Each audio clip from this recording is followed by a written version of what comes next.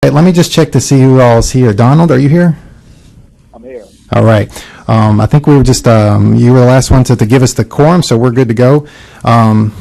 Steve, if it's okay with you, I know as chairman, I'm just going to kind of keep things moving along with the agenda.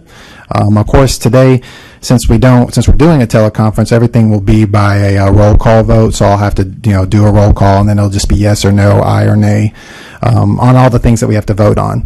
So if you're ready, we'll just jump right in. First of all, let's go ahead and take roll. Chad Chilcutt. I'm here, Chad Chilcutt. Thank you. Donald Wynn. I'm here, Donald Wynn. Great. Steve Hanna. Present. Great. Tracy Miller Davis. Okay. Before we begin, let me just go and open up and let everyone know. I regret to inform you that Joe Smith, he'll no longer be on the commission. He just tendered his resignation recently to pursue some personal ventures that would necessarily conflict with his appointment. So as a result, he went ahead and resigned. So it'll just right now. It'll be you three, Miss Davis, and then we'll be looking to fill his vacancy here shortly. I'll go ahead and read the notice of meeting and then the statement of necessity. The notice of March 12th, 2018 meeting of the Athletic Commission was posted to the website on March 5th, 2018. We have quorum. And then let me go ahead and read the statement of necessity since we're doing a teleconference. And the statement of necessity is as such. It states, according to TCA 844-108B2, if a physical quorum is not present at the location of a meeting of a governing body, the governing body must file such determination of necessity, including the recitation of the facts and circumstances on which it was based, with the Office of Secretary of State no later than 2 working days after the meeting. Furthermore, TCA 844-108A3 defines necessity as matters to be considered by the governing body at the meeting requiring timely action by the body, that physical presence by a quorum of the members is not practical within the period of a time requiring action, and that participation by a quorum of the members of electronic or other means of communication is necessary. This is the regular scheduled meeting for the Tennessee Athletic Commission. The purpose of today's meeting, with some members attending by teleconference, is to discuss the agenda as noticed on the website earlier. If that satisfies the commission, if I may take a vote just to accept that necessity or the statement of necessity, I'll have to do it, of course, by roll call. First of all, do we have a motion to accept that? Motion made. Steve Hanna. Thank you, sir. Do we have a second? Chad Chilcutt, I will second it. All right. And now by roll call vote, just yes or no or aye or nay will suffice. Chad Chilcutt? Yes. Donald Wynn? Yes. Steve Hanna? Yes. All right. Thank you, gentlemen. If we may, let's move on down to the agenda. Did everyone get an opportunity to look at that? Yes, sir, I did. Okay. Yes. Unless there's any revisions, if someone would like to make a motion to accept that, then we'll just move down the agenda as written. Do we have a motion to accept the agenda? Steve Hanna, I'll make that motion. Do we have a second? Chad Chilcutt, I second. All right. Now by roll call vote, just yes or no will suffice. Chad Chilcutt? Yes. Donald Wynn? Yes. Steve Hanna? Yes. All right. Thank you, gentlemen. Now, if we can move to the December minutes, did everyone have an opportunity to read those as well? Yes, sir. Okay. Yeah. Do we have any revisions or edits, or would someone like to make a motion to accept? So move. Thank you, Steve. Do we have a second? Chad Chilcutt, second. All right. And by roll call vote, just yes or no will suffice. Chad Chilcutt? Yes. Donald Wynn? Yes. Steve Hanna? Yes. All right. Thank you, gentlemen. Okay, if we'll just go ahead and I'll give you a quick snapshot of the budget, and then we'll move on to some of the other actionable items. Let me just quickly take a look. As you know, we ended fiscal year 2017. I'm going to give you an overall health of the budget in general, and then in particular, the trending analysis for this fiscal year. But the short of the long is this: we ended last year with a balance, a net surplus of $32,000. We had a grand total of expenses it looked like about $13,000 with some other cost backs of $107,000, being a total of $120,000 in expenditures. But licensing revenue was about $152,000, which left us a net surplus of about $32,000 in the reserves. However, if you come to the next or this fiscal year, you'll notice that we've been trending towards a deficit, which isn't that uncommon. We knew that coming into the deal because of field enforcement inspections are pretty costly. But one good thing I'd like to note was January 18, as you already well know from the budget that I sent you previously. We've seen quite a reduction in field enforcement, so we're hoping that trending will continue. That is symptomatic of the part-time inspectors.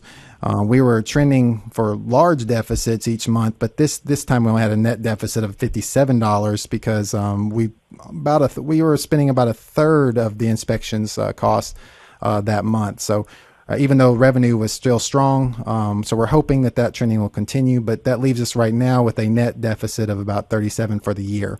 Of course, if we were to have a big show, that would of course negate that. But right now we're just kind of looking on the horizon. We have some chatter to that effect, but of course until it's realized, we'll have to wait and see. But of course, sustainability is determined on a 2-year cycle, so that's something we'll continue to watch and then keep everyone updated. Do we have any questions regarding that? That's good. That's good news. Thanks for the update there. Yes, sir. All right. If we can, then, if it's all right with you, gentlemen, since we don't need to vote on the director's report, we'll just move to the legal report. Good afternoon, gentlemen. Thank you so much. This is Sarah Page from the legal team. Today we have 4 cases on the legal report, or it looks like I accidentally numbered the last one 3 twice. I apologize for that. I noticed that when I was coming down today, but there are 4. What I can do is, with you all on the phone, I'll probably just read them really quick since they're short and have you all do a roll call vote and obviously discuss them one at a time if that is all right with the members of the commission. Sounds good. Perfect. All right, our first case, 2017-077721. This is involving an event that was supposed to occur. So the complainant provided a poster and what appeared to be a draft of rules and ideas for an MMA-style tournament.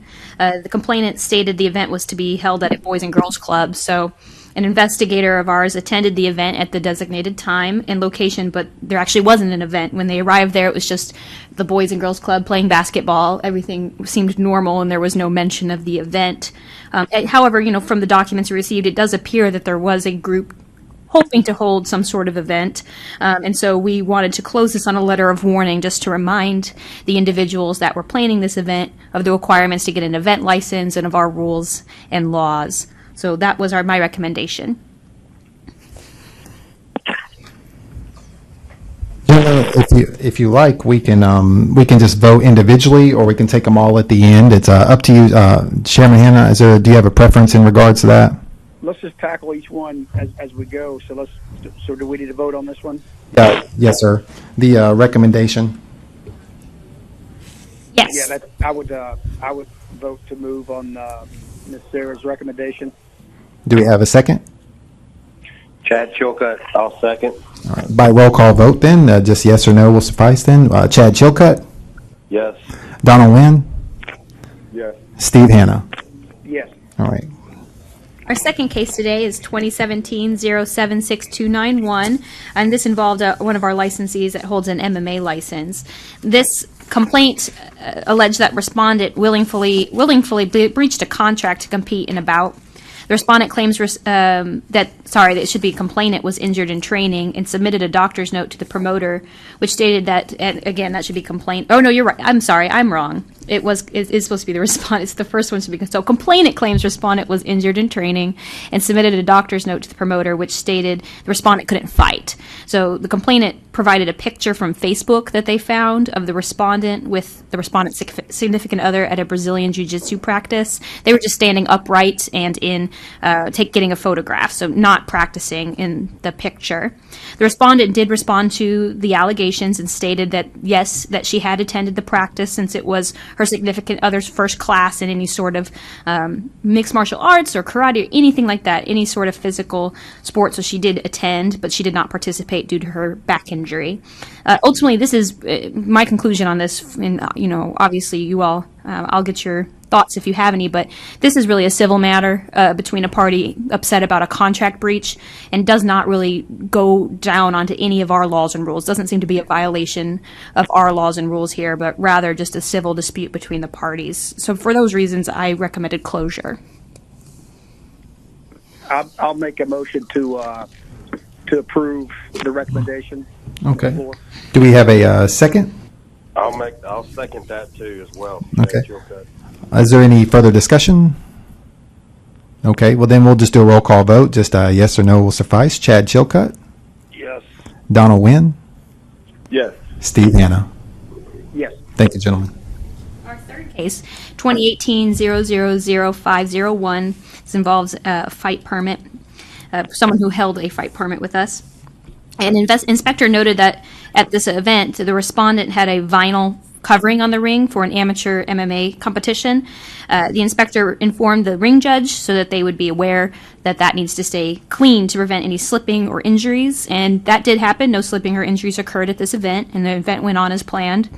The respondent responded to state that they did not know of the requirement in the rules to avoid vinyl flooring, and they have taken steps to ensure proper materials are used at future competitions. They've replaced that flooring that they use.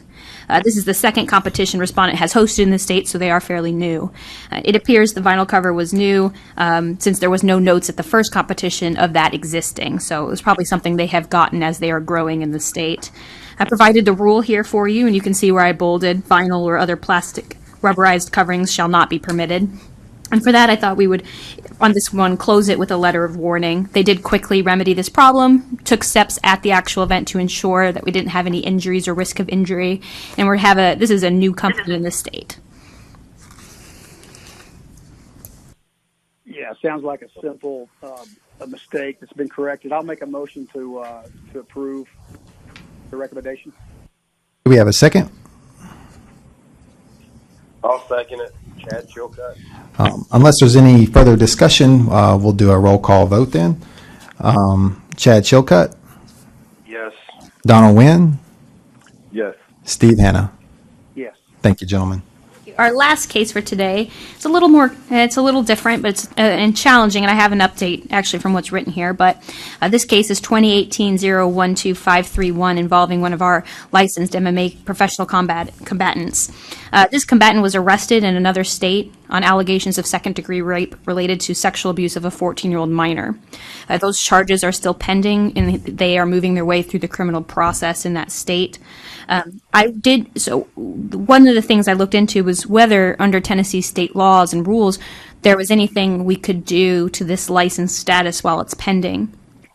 The way our rules are written is really misconduct has to be tied to an action in a bout, so it needs to be directly related to their profession. And so in this case, we don't really have that fact. However, the other states may. So something I wanted to look at was the possibility that another state that this person is licensed with takes action against the license. And if they do that, that might allow us to do something about the license if this commission wants to do that. So I did reach out to the home state at this time, and it turns out that license has lapsed there, and so they don't have jurisdiction to take any additional action against the individual, but that they are kind of they're meeting to talk about it just like we are today. They are meeting to discuss kind of what their options are. So a suggestion that I had was the possibility of setting this case in litigation monitoring while I continue to talk with legal counsel from this other state. And if they end up finding an avenue to take action, bringing this back to you to let you know what they're doing and see if you want to take action as well, or if we can. But if they aren't and they can't, I would bring it back to you to close this matter. I know this is a sensitive allegation and something we want to make sure that we're paying attention to. But at the same time, we're kind of limited on our authority since it is something that kind of occurred outside of his role as a combatant. So if you have any questions about that, any thoughts, I'm definitely open to it. But my recommendation at this point is to put it into a monitoring status. That way we're not ignoring the issue, but we can take steps to make sure that we're taking any action within the law. Any discussion? Go ahead. No, go ahead. Go ahead, Commissioner Chilcutt. I was just saying I'll make a motion to go along with counsel on that. It seems like it's personal matters and outside of our hands on what we do. I agree, and I'll be hopeful that we can distance ourselves as much as we can from this competitor if if all that what is alleged ends up coming to be true. So yeah, I'll second that motion. All right, for sake of roll call vote, Chad Chilcutt, Yes. Donald Wynn, Yes. Steve Hanna. Yes. All right, thank you, gentlemen. Now for the proposed rule updates.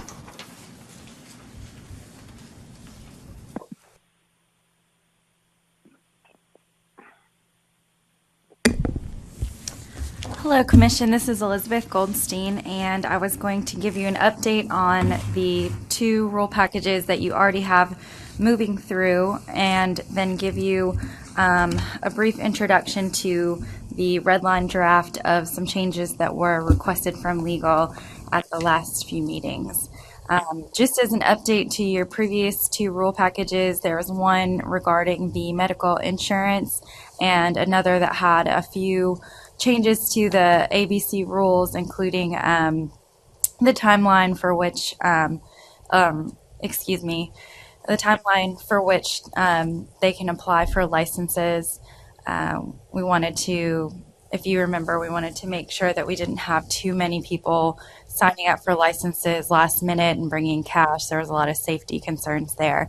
So those 2 different rule packages are on their final approval internally, meaning they just have one more person to give the signature approval with our Department of Commerce and Insurance, and then they will be sent out to the Attorney General's office following that, so likely within the next week or 2. And then moving forward to what's before you today, I believe Glenn emailed you all a red line that Tony and I worked on. This red line addresses the concerns over deregulating amateur events. So if you haven't already, if you'll take a few moments to read through the red line changes. Again, the red strike through is what the rule previously stated, and the blue underline would be our new changes.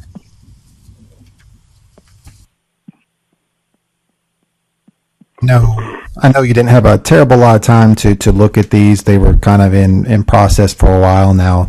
But if there's anything that particularly jumped out at you, if everyone's read it's comfortable, then we can move. But at the same time, too, if you're more comfortable waiting to the next meeting till you have an opportunity to kind of ferret it out a little bit more, that's fine too.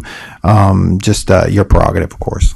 And this would also be a good time, like Glenn just mentioned, to have a discussion if you like the changes, if you don't like the changes, things that you'd like to add or edit. This would be a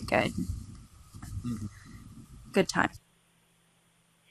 I had the time to review, and I mean, it's pretty straightforward.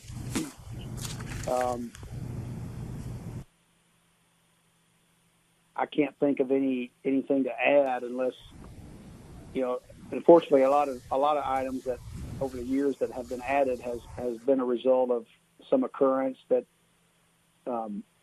consisted of a subject or a matter kind of slipping through the cracks. And so I think we're to the point now where it's just fine tuning. So personally, I don't have any other additions or recommendations to change. So I'll open it to the floor if there's any other thoughts or comments.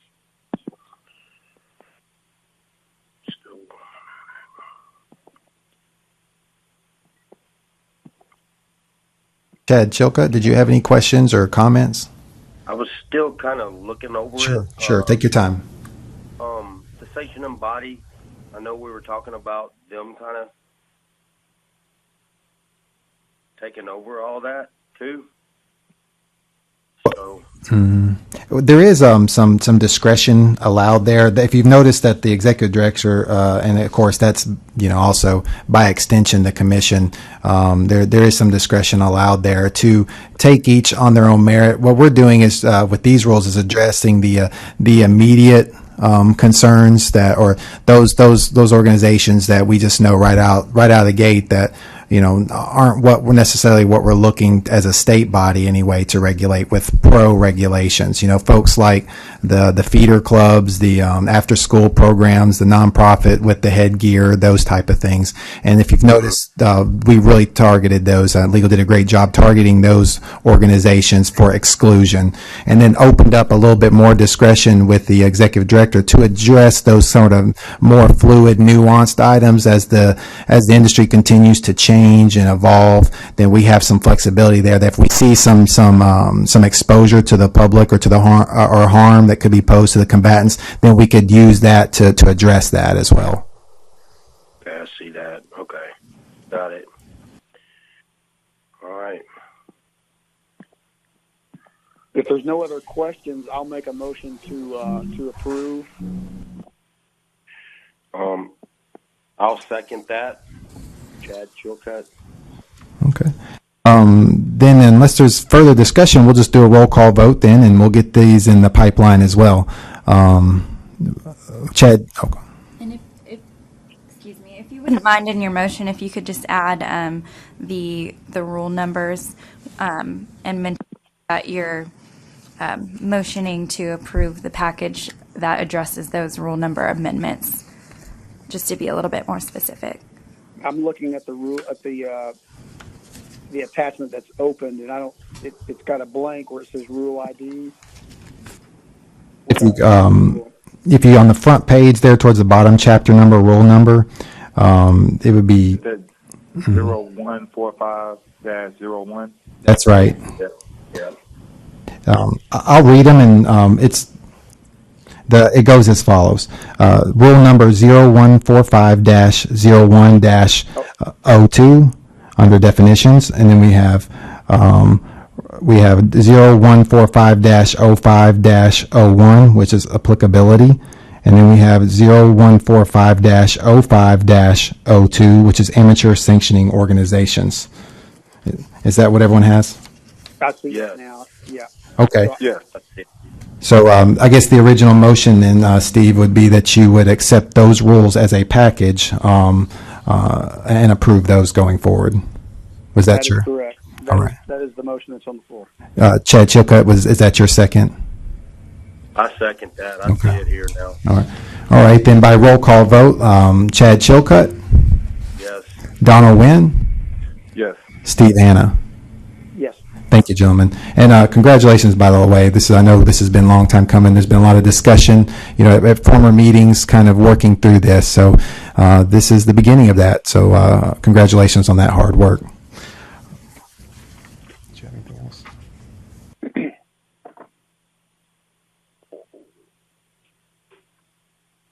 Thank you, sir. We can't do it without y'all's help. So thanks. Now all we need to do is vote on the regulatory flexibility addendum.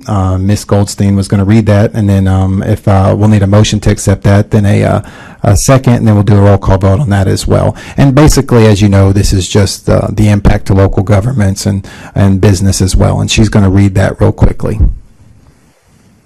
Thank you, Commission. I'm going to read very quickly the regulatory flexibility addendum, after which, if you would like to make a motion to approve that, then that will complete the requirements for moving this rule package forward.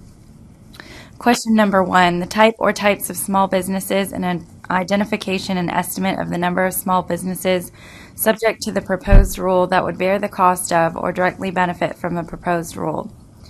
The small businesses that support and orchestrate amateur events will benefit from the proposed rule. Oftentimes, these small businesses are nonprofit organizations. Amateur events will greatly benefit from the rule amendments by a reduction in the costs and requirements for putting on an event in Tennessee. The amateur events pose a minimal risk of harm to amateur combatants, and thus the current rules have become a burden. The current rules have been cost prohibitive from amateur events to come to Tennessee. Question 2, the projected reporting, record keeping, and other administrative costs required for compliance with the proposed rule, including the type of professional skills necessary for preparation of the report or record. There is no projected reporting, record keeping, or other administrative costs required for the compliance with the proposed amendments. Question 3, a statement of the probable effect on impacted small businesses and consumers. The probable effect on impacted small businesses would be a greater number of amateur events taking place in Tennessee. It is probable that Tennessee will see an economic gain by lessening restrictions on amateur events to allow for more amateur events to take place within our state. Question 4, a description of any less burdensome, less intrusive, or less costly alternative methods of achieving the purpose and objectives of the proposed rule that may exist, and to what extent the alternative means might be less burdensome to small business. These rule amendments are intended to make amateur events in Tennessee less burdensome, less intrusive, and less costly.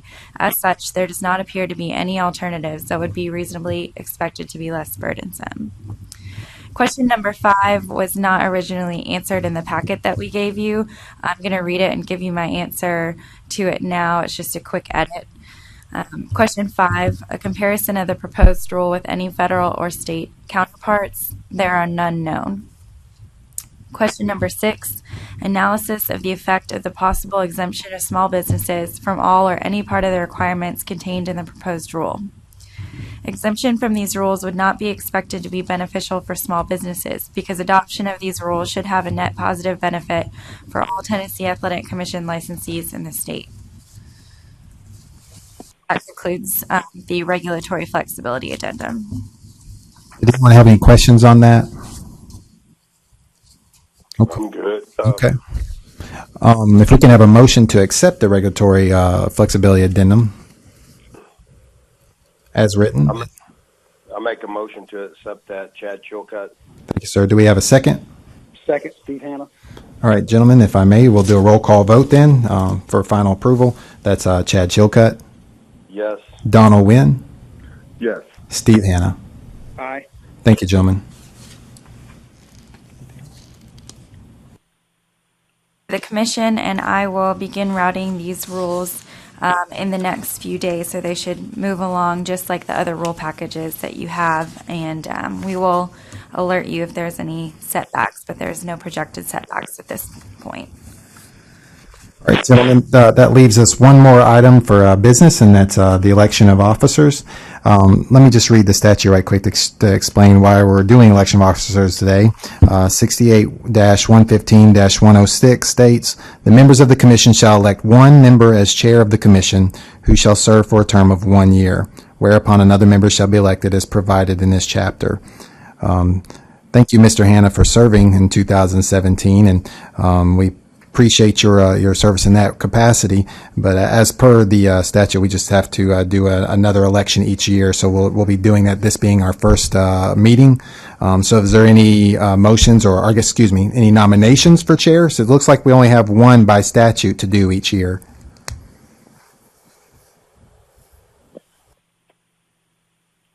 So are we?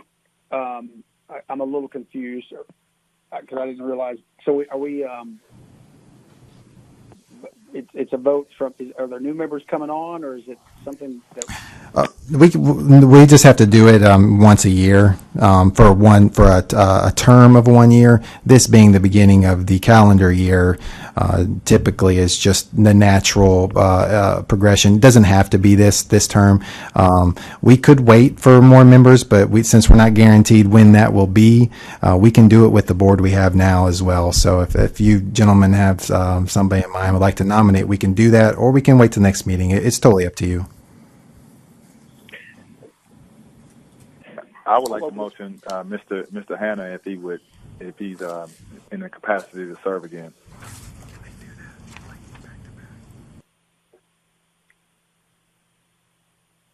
Is that? And I don't even know. I know the rules have changed. Mr. Kopchak, I just don't know what the current rule is. Is that something that I have to hop off of?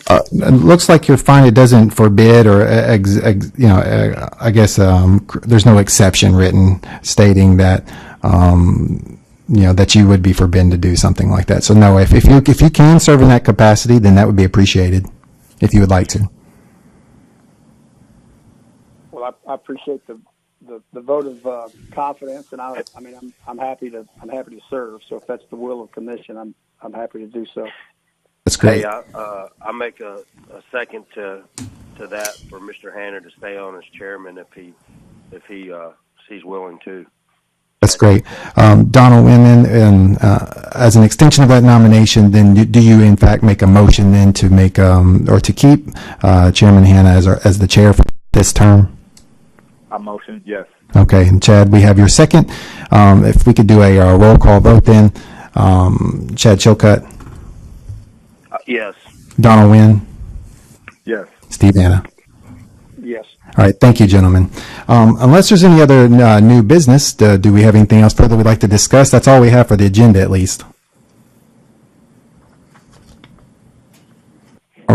All right. Well, if since I'm guessing by the silence, unless there's an interruption with another point of interest, if someone would make a motion to adjourn, So moved. is that was that Mr. Hanna? Yes, sir. All right. Do we have a second? I second. Chad All right. Chilcutt. Now for roll call vote to adjourn. Chad Chilcutt, Yes. Donald Wynn, Yes. Steve Hanna. Yes. Thank you, gentlemen. We appreciate your time today for calling in, and we covered quite some ground today. So thank you all for your participation in that regard. Y'all have a great day. The only way we can do that in 32 minutes is because all the preparation that you and your counterparts there helped out. So I appreciate all the work that's been put forth. Thanks so much. Thank you. Thank you, gentlemen. Thank you. All right. Take care. Thank you, guys. Take care.